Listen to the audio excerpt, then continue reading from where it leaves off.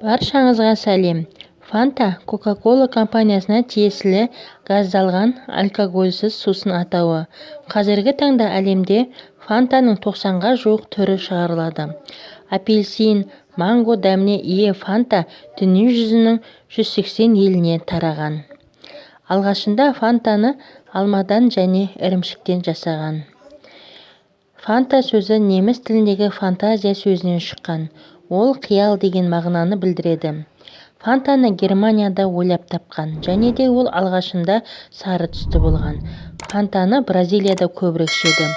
Екінші дүниежүзілік соғыс кезінде Фанта дәмі бірнеше рет өзгерген. Фанта апельсин ең кең таралған дәм. Ол 180 мемлекетте бар.